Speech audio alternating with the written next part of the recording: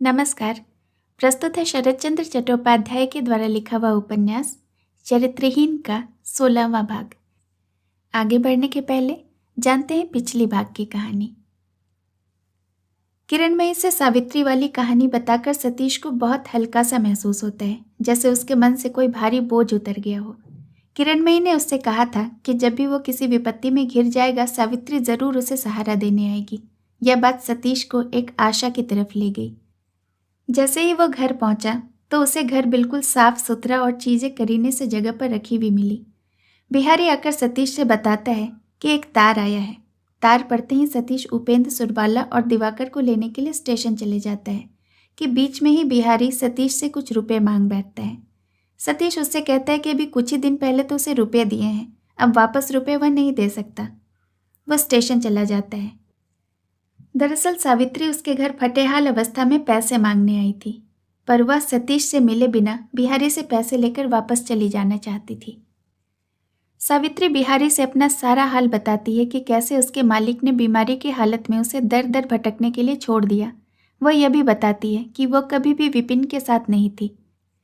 बिहारी उससे नहा धोकर स्वच्छ होने के लिए सतीश की ही एक धुली धोती दे देता है। नहाकर सतीश की धोती पहनकर गीले बाल बिना सिर पर आंचल रखे वह सतीश के कमरे के फर्श पर बैठकर पान लगा रही थी कि उपेन और सतीश एकदम से दरवाजे पर आकर खड़े हो गए। उन्हें देखते ही लज्जा के मारे सावित्री ने लंबा सा घूंघट काढ़ लिया। यह बात सतीश को भी नहीं पता थी, इसलिए वह हतबुद्धि सा हो गया। और उधर उपेन ने जोर से पुकार कर सुरबाला और दिवाकर को ऊपर आने से मना कर सबको साथ लेकर गुस्से से ज्योतिष बाबू के घर चल दिया। सतीश भी क्रोध से कहता है कि उसकी वजह से ही आज उसकी भाभी सुरबाला इस अपवित्र घर में नहीं आ सकी। तुम यहाँ क्यों आई हो? सावित्री कहती है कि आप मेरे पुराने मालिक हैं, इसी से आपसे भीख मांगने आई हूँ। सतीश उसकी तरफ नोटों की गड्डी फेंक कर कहता है कि जितने चाहिए उतने रुपए ले जाए और यहाँ से विदा ले। सतीश पूछता है कि तुमने क्या एक दिन के लिए भी मुझे प्यार नहीं किया? सावित्री कहती है कि आप यह सब क्या बक रहे हैं, मुझे नहीं पता। मैं तो छिपकर बिहारी से रुपए लेने आई थी और यह जानती कि यहाँ आकर इतने हंगामे में पड़ जाऊंगी तो शायद कभी ना आती। हम तो दासियाँ हैं, हम लोगों को जो रखेगा, जो पैसे देगा, उसी की सेवा हम करेंगी। आजकल खाली बैठी हूँ, कहिए तो आपके यहाँ आकर काम में जुट जाऊँ? सतीश के क्रोध की सीमा नहीं रही। उसने मुंह मोड़कर कहा, जाओ। अब सुनते हैं आगे की कहानी। सावित्री ने चौखट पर सिर रखकर प्रणाम किया और चुपचाप वहां से चल दी। नीचे के खंड में बिहारी की कोठरी में बुझता हुआ सा एक तेल का चिराग टिमटिमा रहा था। उसी कोठरी में सावित्री ने प्रवेश किया। उसकी आंखें आधी आधी मुंदी थी और पैर लड़खड़ा रहे थे। भीतर पैर रखते ही दोनों हाथ बढ़ाकर जैसे सहारे के लिए उसने कुछ पकड़ना चाहा और दूसरे ही क्षण मुंह के बल धरती पर गिरकर बेहोश हो गई। बिहारी उपेंद्र आदि को ज्योतिष साहब के घर की ओर कुछ दूर रास्ता दिखाकर लगभग 4-5 मिनट पहले ही लौट आया था और अंधेरे में छिपकर सावित्री की पिछली बातें सुन चुका था। आज दिन भर बिहारी ने सावित्री के साथ बहुत बातें की थी। किसी निर्दय निष्ठुर गृहस्थ के यहाँ नौकरी करके सावित्री ने बड़ा कष्ट उठाया था। बीमार पड़कर बहुत यंत्रणा पाई थी। सुन सुनकर बिहारी रो दिया था, व्याकुल हो उठा था। मगर अभी बाबू के सामने सावित्री क्यों आदि से अंत तक बिल्कुल झूठ बोल गई, इसका कोई कारण या मतलब उसकी समझ में नहीं आया।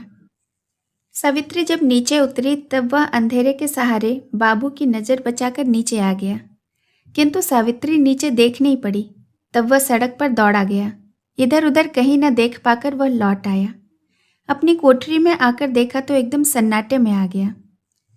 तुरंत ही दीपक की बत्ती उसकाकर उसने सावित्री के मुख के पास बैठकर पुकारा, इस तरह जमीन पर क्यों पड़ी हो बेटी?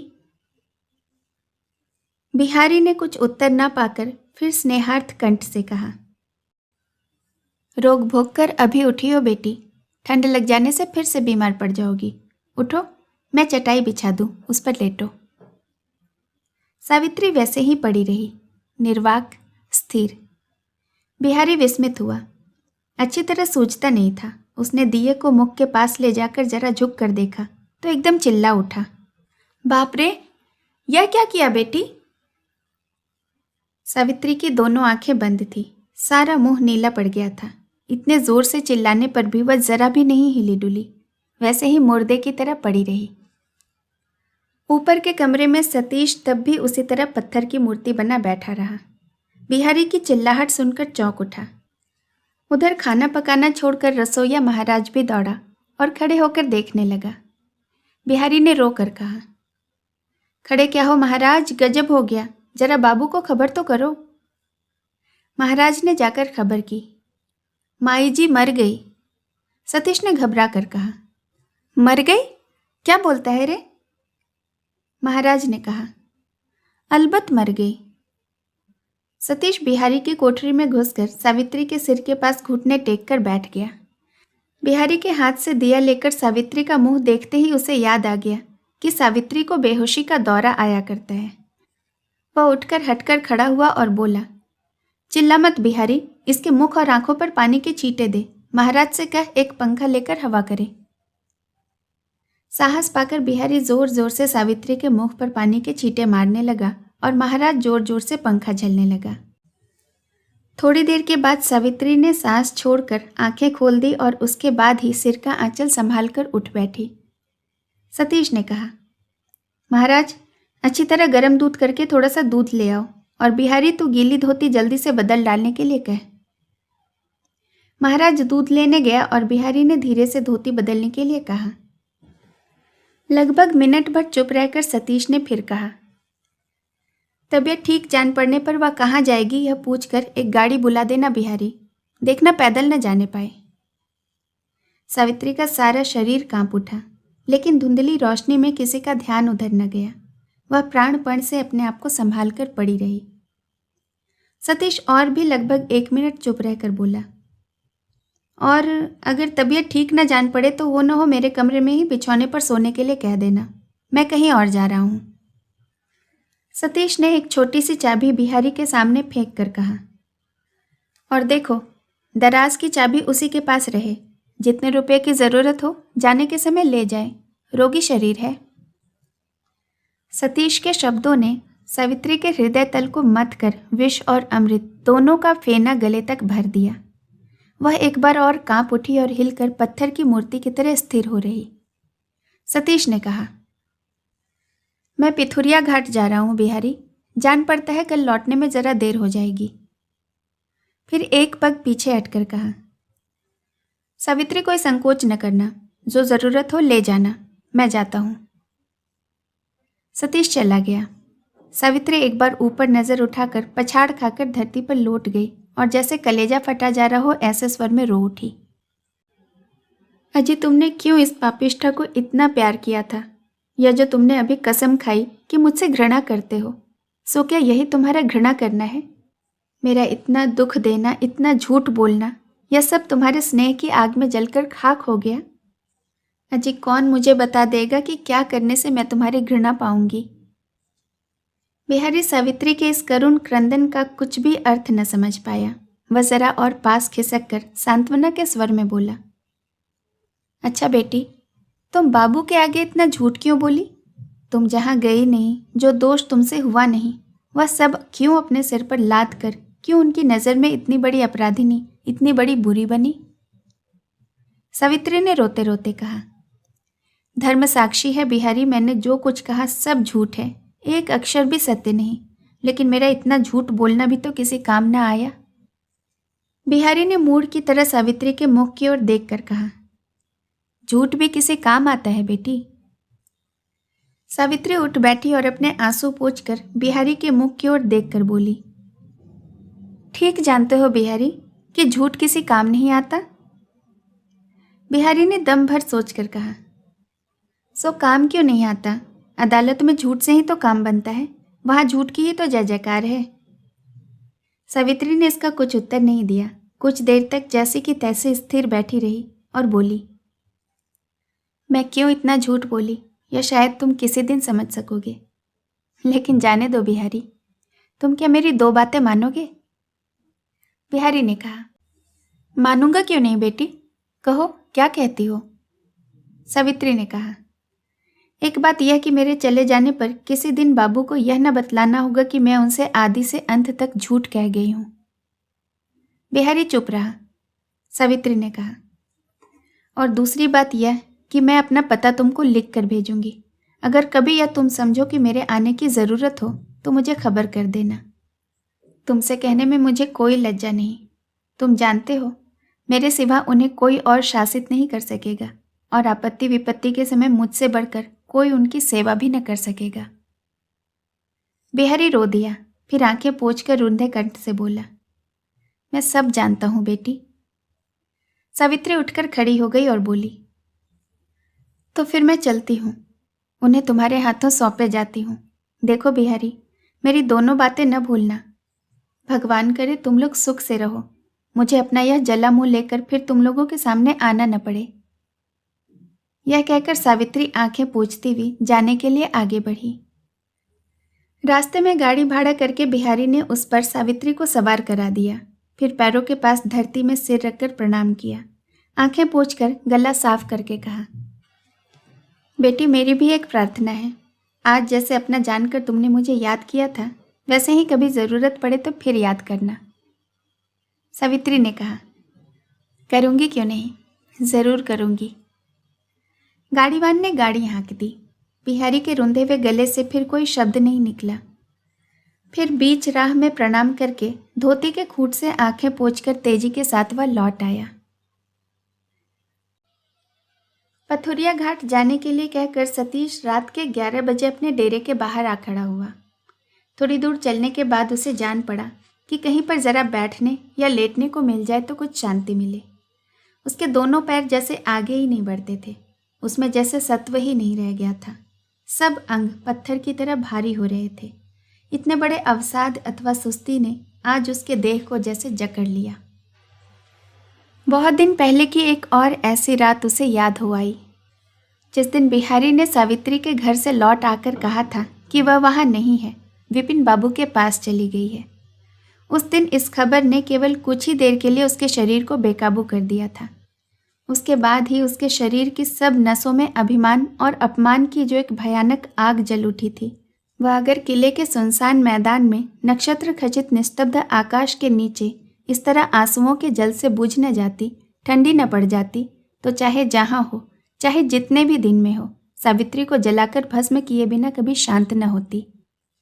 वैसे ही रात का आज भी सामना था, पर आज उस तरह की आग उसके शरीर में क्यों नहीं जली। वही सावित्री आज उसके घर में है, उसकी मुट्ठी में है, उसका कोई रक्षक नहीं है, वह बिल्कुल निरुपाय है। आज वह चाहता तो जो चाहता वह कर सकता था, लेकिन किसी तरह से कुछ भी न कर सका। उसके हृदय की सारी आग जलकर क्या ऐसी राख हो गई कि सावित्री का एक केश तक जलाने की चिंगारी भी उसमें नहीं बची। एक खाली गाड़ी उधर से जा रही थी। सतीश ने पूछा, पथुरिया घाट चलेगा? चलूंगा कहकर गाड़ीवान ने गाड़ी रोक दी। रास्ते की रोशनी में सतीश की ओर देखकर उसने समझा कि कोई नशेबाज है। उसने कहा, पथुरिया तो बहुत दूर है, 3 रुपए पड़ेंगे बाबू, रुपए है ना? हैं कहकर सतीश गाड़ी पर चढ़ गया और गाड़ी के एक कोने में सिर रखकर उसने आंखें मूंद ली। थकान और सुस्ती उस पर ऐसी छाई हुई थी कि गाड़ीवान ज्यादा किराया मांग रहा है यह जानकर भी उससे मोल तोल करने की प्रवृत्ति या शक्ति उसमें नहीं रही। यहाँ तक कि गाड़ीवान ने उसे नशेबाज या आवारा समझकर जो बेहुदा प्रश्न रुपए पास होने के बारे में किया था, उसे भी वह हजम कर गया। उसने गाड़ी के कोने में सिर रखकर आंखें मूंद ली। वास्तव में जिसके कारण अवसाद या सुस्ती की इतनी बड़ी वेदना या इतनी दुविधा और संशय उठते बैठते उसके शरीर में कांटे की नोक की तरह चुभ रहे थे, दुख के ऊपर दुख लगातार एक के ऊपर एक ढेर होकर रात दिन अपने बोझ से उसे कुचले जा रहे थे, वही सावित्री जब आज खुद आकर सब तरह के दुरूह प्रश्नों का फैसला करके अपने हाथ से छुरी चलाकर उसके हृदय को चीरकर उसकी सारी ग्लानि बाहर निकाल गई, तभी से उस विदीर्ण हृदय की थकी हुई दोनों आंखें नींद से जैसे बंद हुई जा रही थीं। लेकिन वह सो भी नहीं सका। छुरी की जिस चोट ने सबसे अधिक व्यथा पहुंचाई थी, सावित्री की वही बात सतीश को उस समय याद आ गई। ठीक है तो जान पड़ता है, उनके हृदय के तो हाथ पैर बंधे हैं, यह तो उनका रोजगार है, जीविका का उपाय है। हम मर्दों की तरह घृणा के बदले घृणा करने का या प्रेम में विगलित होने का उन्हें कोई अधिकार नहीं है। प्रवृत्ति के कंधे के ऊपर से बाहर की दुनिया में उनका खाना पहनना, अनशन उपवास, घर का भाड़ा, आदि सब तरह का भला बुरा जो नित्य हर घड़ी देखती रहती है, उस लाल आंख की आग बरसाने वाली दृष्टि को वे कैसे अस्वीकार कर सकती हैं? उन्हें भी तो जीवित रहना है। ठीक तो है, सावित्री मेरे प्रेम में अपने को कैसे डुबा सकती है? मेरे बारे में वह जानती ही क्या है? मेरा सहारा लेकर वह किस साहस से खड़ी हो सकती है? उधर विपिन की सांसारिक अवस्था या माली हालत उससे छिपी नहीं है। सावित्री का बोझ उठाने का अभ्यास और शक्ति उसमें है। यह बात को वह अच्छी तरह जानती है। सावित्री ने कहा था कि उसने जब इस राह पर पैर रखा है, तब वह चाहे अच्छी राह हो चाहे बुरी, उसे चलना ही होगा, दूसरा उपाय नहीं है। ठीक है, जब तक उसने मुझसे 2 रुपये ज़्यादा पाए, तब तक उसने मेरा ख्याल औरों से अधिक रखा, मेरी खूब सेवा और खातिर की। यह बात भुलाई नहीं जा सकती, दबाई नहीं जा सकती। बिहारी इस बात का गवाह है। एक एक करके सभी पुरानी घटनाएं सतीश के मन में स्पष्ट हो उठी। इसके पहले इस बारे में उसने जो कुछ जानकारी जमा की थी, वह सब जैसे कान पकड़कर उसे समझाने लगी कि यही ठीक है। इसके अलावा सावित्री के लिए और किसी तरह पैर बढ़ाने की राह नहीं थी। उसके गर्म मस्तिष्क में न जाने क्या क्या ख्याल आने लगे। थिएटर में एक दिन एक आदमी सीताहरण के अभिनय को सत्य घटना समझाकर चिल्ला उठा था। इसके लिए कितने ही लोगों ने उसे बनाया या व्यंग्य किया था। यह बात सतीश को याद आ गई। एक दिन वह मैजिक तमाशा देखने गया था। वहां उसने देखा था कि हिप्नोटाइज किए हुए आदमी ने चीनी समझकर बालू फांकी थी, मिठाई समझकर लकड़ी चबाई थी। सतीश को याद आया, देखने वालों को इसमें बड़ा मजा आया था। वे बड़े प्रसन्न हुए थे। घृणा और लज्जा से उसके शरीर के रोंगटे खड़े हो गए। वह अकस्मात सीधा होकर बैठ गया और कह उठा, छी छी, मेरी दुर्दशा और बेवकूफ़ी देखकर सावित्री और विपिन न जाने एक साथ कितने हंसे होंगे। सतीश ने सुना कि ऐसी स्त्रियां प्रणय कलह या प्रेम का झगड़ा होने पर कुछ दिनों के लिए पास से हट जाती हैं और मोह के बंधन को और भी कसकर मजबूत कर लेती हैं। सतीश के मन में तनिक भी संशय नहीं रहा कि सावित्री आज इसलिए आई थी। वह स्पष्ट देखने लगा कि आज उस मूर्ख के कंधे पर पैर रखकर सावित्री एक सीढ़ी और ऊपर चढ़ जाने की चेष्टा कर गई है। गाड़ीवान ने पुकार कर कहा, बाबूजी, किस नंबर के मकान में जाइएगा? सतीश आंखें खोलकर उठ बैठा, लेकिन वैसे ही गद्दी से पीठ लगाकर लेट गया और बोला, गंगा के किनारे ले चल।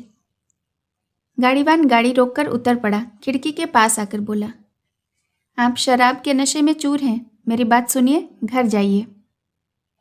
सतीश आग्रह के साथ उठ बैठा और बोला, मैं नशे में चूर हूं? अच्छा बता, इस वक्त शराब खरीदी जा सकती है? कहीं मिल सकती है? गाड़ीवान और भी क्षण भर सतीश की ओर ताकता रहा। अंत में बोला, किस जगह जाइएगा? हाँ, मिल तो सकती है, लेकिन दूने दाम देने पड़ेंगे या बताए देता हूं। रात के 12 बज रहे हैं। सतीश ने चुपचाप उसके हाथ में एक 10 का नोट थमा दिया और फिर उसी तरह पीठ टिकाकर आंखें मूंद ली। जरा देर घूम फिराकर गाड़ीवान उतर गया और दम भर में उसने एक बोतल शराब और बाकी रुपए लाकर सतीश के हाथ में रख दिए। फिर आंख का इशारा करते हुए बोला, किस जगह चलिएगा बाबूजी? सतीश ने उसकी आंखों का इशारा नहीं देखा। पूछा, कहाँ चलूं, तू ही बता। अब के गाड़ीवान ने और भी पास आकर धीमी आवाज में कहा, बाबूजी, आप भले आदमी हैं, सब रुपए बर्बाद हो जाएंगे, घर जाइए। अच्छा चलो, कहकर सतीश बोतल गोद में दबाकर फिर उसी तरह गाड़ी से टिक गया। जो सब अभागिनें उस समय भी राह के बीच में खड़ी हुई राह देख रही थीं, गाड़ी के मोड़ पर घूमते ही उनमें से एक पर सतीश की नज़र पड़ते ही जैसे वह कांप उठा, जैसे उसके सिर में किसी ने जोर से लाठी मार दी। एक मनुष्य को देखकर और एक मनुष्य के शरीर की हर एक खून की बूंद इतना लज्जित हो सकती है, वह इतनी नफरत से मुंह फेर लेता है, इसका अनुभव सतीश को इसके पहले कभी नहीं हुआ था। गाड़ीवान बुद्धि खर्च करके बोतल खोल लाया था। गाड़ी के हर झोंके में ढीली कॉर्क के फांक से शराब की तीव्र कड़वी गंध निकलकर उसके कान में पहुंचने लगी और न जाने कब उसने अनजाने में ही एक विकृत इच्छा को धीरे धीरे जगा दिया। वह अब उसे उसी इच्छा को पूर्ण करने की ओर खींचने लगी। एक बार उसका जी चाहा कि गाड़ी में बैठे बैठे ही थोड़ी सी पी ले, किंतु उसने कहीं सुना था कि इस तरह पीने से एक आदमी दम घुटने के कारण मर गया था। इसी से ऐसा करने की उसकी हिम्मत नहीं पड़ी और डेरे पर पहुंचने के लिए वह अधीर हो उठा। गाड़ीवान को आवाज देकर उसने जोर से हाँकने का अनुरोध किया, लेकिन इसका कुछ विशेष फल न हुआ। थके वे दोनों घोड़े चाबुक की चोट से चंचल होकर एक बार तेजी से बढ़ने का उपक्रम करके रह गए। उन्होंने सिर्फ अपने मालिक की मर्यादा ही रखी। सामने के एक तिमंजिले घर से किसी नशे से चूर औरत के गले का अश्लील गाना सुनाई पड़ा। एक बार कान देकर सुनने के साथ ही सतीश के मन में एकाएक यह बात आई कि सावित्री भी क्या गाना गाती है। सतीश खुद इस विद्या का पूरा पंडित था और निश्चय के साथ जानता था कि ऐसी 15 आना स्त्रियां संगीत का क ख भी नहीं जानती। वे इसे बिल्कुल ही न सीखकर झूठ मूठ चिल्लाती हैं और उसी को संगीत समझकर उनसे भी बढ़कर अशिक्षित पशुओं का दल मुग्ध हो जाता है। तो सावित्री भी क्या वैसे ही शराबी का मनोरंजन करती है? पीकर उन्मुक्त और बेसुध होकर सावित्री भी क्या इन्हीं की तरह बेसुरा चित्कार करते करते अंत को धरती पर लौट जाती है?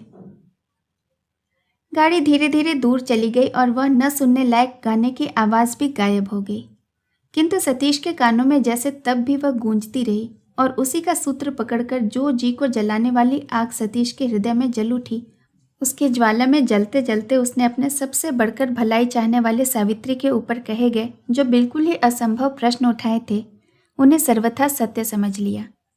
वे संख्या में बढ़ते ही जाने लगे। एकाएक एक समय इतने दुख में भी यह सोचकर उसे जोर से हंसी आ गई कि इसी सावित्री ने उससे कभी शराब न छूने की शपथ कराई थी, और वह एक ऐसा वज्र मूर्ख है कि उस कसम को इतनी निष्ठा के साथ अब तक मानता आया है। उसने मन ही मन कहा, मैं शराब न पीऊँ यह दूसरी बात है, लेकिन मुझे मना करने वाली वह कौन है? और मैंने उसकी इस असहाय स्पर्धा को इस ढिठाई के साथ कैसे बर्दाश्त कर लिया? अब कभी भेंट होगी तो पूछूंगा कि वह खुद क्या करती है। घोर विस्मय के साथ वह अपने आप को धिक्कारने लगा कि एक वेश्या का दबाव या आज्ञा इतने दिन सिर आंखों पर रखकर वह वैसा ही नाचता आ रहा है। इससे बढ़कर मानसिक अवनति और क्या हो सकती है? और यह संभव किस तरह हुई? इसी तरह राह भर मन ही मन सावित्री को बुरा बनाकर, लांछित कर, शूद्र से भी शूद्र साबित कर जब सतीश अपने डेरे के सामने पहुंचा तब रात के 1:30 बज गए थे। गाड़ी से उतरकर जैसे ही दरवाज़ा खटखटाया वैसे ही रसोइया महाराज ने किवाड़ खोला। उससे दरवाज़ा बंद करने के लिए कहकर सतीश आधी सीढ़ियां ऊपर चढ़कर बीच में ही रुक गया। घर में ही तो वह नहीं है। जब से उसने निश्चय अनुमान कर लिया था कि सावित्री केवल स्वार्थ के लिए आई थी और वह उसने पूरा भी कर लिया, तभी से न जाने क्यों उसे पक्का विश्वास हो गया था कि सावित्री इस घर में कभी रात न बिताएगी। अतएव इस संबंध में और कोई प्रश्न उसके मन में उठा ही नहीं। लेकिन अब घर में घुसने के ठीक पहले ही दारुण संशय से उसके पैर अधबीच में ही रुक गए। दरवाज़ा बंद करके महाराज सोने जा रहा था। सतीश उसे पास बुलाकर बोला, बिहारी कहाँ है रे? महाराज ने कहा, अपनी कोठरी में। सतीश ने जरा रुक कर पूछा, वह औरत गई? सावित्री जब गई थी उस समय महाराज पेट पूजा कर रहा था, इसलिए उसे जाते नहीं देखा था। खासकर जो आदमी दिन भर मौजूद रहा और कुछ समय पहले ही बेहोश होकर ऐसा अस्वस्थ हो गया, वह इतनी रात को घर छोड़कर दूसरी जगह चला जाएगा, इसे असंभव जानकर सिर हिलाकर महाराज ने कहा, जी नहीं, घर में ही है। सतीश ने समझा सावित्री उसी के कमरे में सो रही है। फौरन ही सतीश का चेहरा डर से पीला पड़ गया। दूसरा प्रश्न न करके ही उसने उसी दम हाथ की बोतल नीचे सड़क पर फेंक दी। महाराज हाय हाय कर उठा। सतीश ने धीमे और दृढ़ स्वर में धमका कर कहा, चुप। इसके बाद चुपचाप सावधानी के साथ नीचे उतरकर वह बिहारी के कोठरी के सामने आकर खड़ा हो गया। हाथ हिलाकर बिहारी को गहरी नींद से जगाकर उसने चुपके चुपके पूछा, सावित्री क्या मेरे कमरे में है बिहारी? बिहारी क्षण भर विह्वल की तरह सतीश का मुंह ताकता रहा, फिर बोला, नहीं बाबूजी, वह तो नहीं है, तभी चली गई। सतीश ने कहा, चली गई? बिहारी ने कहा, हाँ बाबूजी, वह नहीं है। सतीश सांस छोड़कर बिहारी के बिछौने पर ही एक तरफ बैठ गया। यह नहीं उसके लिए सुख थी या दुख थी, जैसे सतीश अपने मन में ठीक तरह समझ नहीं पा रहा था। शेष कहानी अगले भाग में। कहानी सुनने के लिए बहुत बहुत धन्यवाद।